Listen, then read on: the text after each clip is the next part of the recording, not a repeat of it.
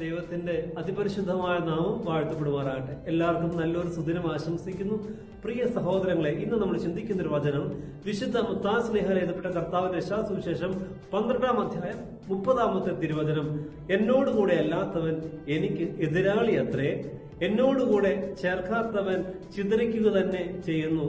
യേശുതമ്പുരാൻ തന്റെ അടുക്കലുള്ള ശിഷ്യന്മാരോടും ജനത്തോടും പറയുന്നൊരു വാക്കാണ്, എന്നോടുകൂടെ അല്ലാത്തവൻ എനിക്ക് എതിരാളിയാണ്.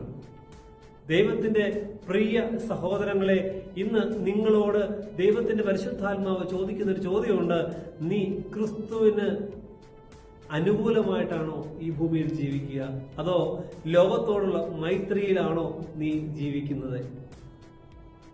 പലപ്പോഴും നമ്മുടെ മുമ്പിൽ രണ്ട് ഉത്തരവുണ്ട്. ഒന്നെങ്കിൽ ഞാൻ ക്രിസ്തുവിന് അനുകൂലമാണെന്ന്, അല്ലെങ്കിൽ ഞാൻ ലോകത്തോട് അനുരൂപപ്പെട്ടാണ് ജീവിക്കുക.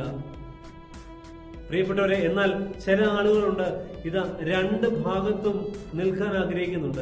രണ്ട് ഭാഗത്തും ആരെയും പിണക്കാതെ അങ്ങോട്ടും ആഗ്രഹമുണ്ട്, ഇങ്ങോട്ടും ആഗ്രഹമുണ്ട്.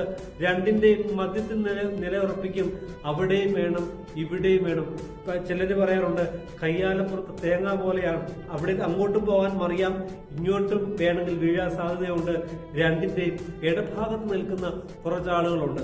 പ്രിയപ്പെട്ടവരെ, അതിനെക്കുറിച്ച് പറയുന്ന ഒരു വാക്കാണ് സ്പിരിച്വൽ ന്യൂട്രാലിറ്റി. അങ്ങനെയുള്ളവർക്ക് ഒരിക്കലും ദൈവരാജ്യത്തിലേക്ക് പ്രവേശിക്കുവാനായിട്ട് സാധിക്കില്ല. വിശ്വാസ മേഖലയിൽ ഏറ്റവും വലിയ അപകടം പിടിച്ചൊരു കാര്യമാണ് ഈ സ്പിരിച്വൽ ന്യൂട്രാലിറ്റി എന്ന് പറയുക. പ്രിയപ്പെട്ടവരെ, ഈ ന്യൂട്രാലിറ്റി എങ്ങനെയാണ് അപകടകരമായി തീരുക? അതിനൊരു ഒന്നാമത്തെ കാരണം, ഇങ്ങനെയുള്ള വ്യക്തികൾക്ക് ഒരിക്കലും പാപത്തോടുള്ള ഒരു നിലപാടെടുക്കാനായിട്ട് സാധിക്കത്തില്ല. പാപത്തോട് നിലപാടെടുക്കാനായിട്ട് പറ്റില്ല. കാരണം ഒരു സമൂഹം ആളുകൾ ഒരു തെറ്റിലേക്ക് പോകുമ്പോൾ അത് തെറ്റാണ്, ഈ പോക്ക് പോയാൽ ഇത് നിന്റെ നാശത്തിലേക്കാണെന്ന് ചൂണ്ടിക്കാണിക്കുവാനായിട്ട് ഈ വ്യക്തിക്ക് സാധിക്കാതെ വരും. അങ്ങനെ ഇതാ പാപത്തോട് ഒരു നിലപാടെടുക്കാൻ പറ്റാത്ത ഒരവസ്ഥ വിശേഷത്തിലേക്ക് കടന്നു പോകും. രണ്ടാമത്തെ കാര്യം, നീതിക്കും അനീതിക്കും ഇടയ്ക്ക് ഉള്ളൊരു മൗനമായിട്ട് നിൽക്കാറുണ്ട്. ഇതാ ചെയ്യാൻ പോകുന്നത് നീതിയല്ല, അനീതിയാണെങ്കിൽ മിണ്ടാതിരിക്കുന്ന, അല്ലെങ്കിൽ ചില മൗനങ്ങൾ ഉണ്ടായിട്ടുണ്ടെങ്കിൽ അത് സ്പിരിച്വൽ ന്യൂട്രാലിറ്റിയാണ്. പ്രിയപ്പെട്ടവരെ, അതിന് കാരണം ഇതാ ഒരു തിന്മയാണ് സംഭവിക്കാൻ പോകുന്നതെങ്കിൽ അവിടെ ശബ്ദം ഉയർത്താനായിട്ട് പറ്റണം. നമ്മുടെ മുഖത്തുണ്ടാകുന്ന ചില മൗനങ്ങൾ ഇതാ പാപം ചെയ്യാനുള്ള ഒരു അനുമതി കൊടുക്കലാണ് എന്നാണ് വേദശാസ്ത്രജ്ഞന്മാർ പറയുക. പ്രിയപ്പെട്ടവരെ, ഇതാ മൂന്നാമത്തെ കാര്യം, യേശുക്രിസ്തുവിന് വേണ്ടി പ്രവർത്തിക്കാതിരിക്കുന്നത് യേശുക്രിസ്തുവിനെ വഞ്ചിക്കുന്നതിന് തുല്യമാണ്. യേശുക്രിസ്തുവിന് വേണ്ടി പ്രവർത്തിക്കാതിരിക്കുന്നത് വഞ്ചിക്കുന്നതിന് തുല്യമാണ്. ഒരു ശാസ്ത്രജ്ഞന്മാർ പറയുന്നൊരു കാര്യം ഇങ്ങനെയാണ്, ഇതാ ഒരു യുദ്ധക്കളത്തിൽ യേശുവിന് വേണ്ടി നീ യുദ്ധം ചെയ്യാതിരുന്നാൽ, നീ ഒരു നോക്കുകുത്തിയായി നിന്നാൽ, ഇതാ നീ ക്രിസ്തുവിനെ പരാജയപ്പെടുത്തുന്നതിന് തുല്യമാണ്, ക്രിസ്തുവിനെ വഞ്ചിക്കുന്നതിന് തുല്യമാണ്. നീ ഒരു ക്രിസ്തുവിനെതിരായി പ്രവർത്തിക്കുന്ന ഒരു ശത്രുവായിട്ട് മാറുവാണ്. കാരണം ഇതാ ശത്രു സൈന്യം യുദ്ധം ചെയ്യുമ്പോൾ അവർക്ക് അനുകൂലമായിട്ട് നിൽക്കുകയാണ് നീ ആയുധമെടുക്കാതെ വെറുതെ നിൽക്കുമ്പോൾ നീ ക്രിസ്തുവിനെതിരെയാണ് പോരാടുക. അതുകൊണ്ട് പ്രിയപ്പെട്ടവരെ, നമ്മൾ ഈ ന്യൂട്രാലിറ്റിയിൽ നിൽക്കുന്നത് അത്ര നല്ല കാര്യമൊന്നുമല്ല.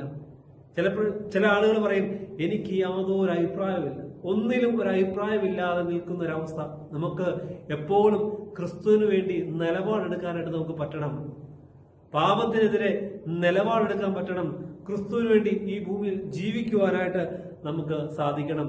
ബൈബിളിൽ ഈ സ്പിരിച്വൽ ന്യൂട്രാലിറ്റി വന്ന് നിൽക്കുന്ന രണ്ട് വ്യക്തികളെ നമുക്ക് കാണാൻ പറ്റും. ഒന്ന് പീലാത്തോസാണ്.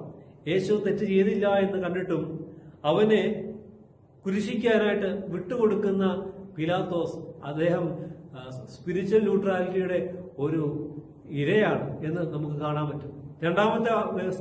രണ്ടാമത്തെ എന്ന് പറയുന്നത് ഇതാ വെളിപാടിന്റെ പുസ്തകം 3-ാം അധ്യായം അതിന്റെ 15-16 പറയുന്ന ലവോദിക്ക സഭയാണ്.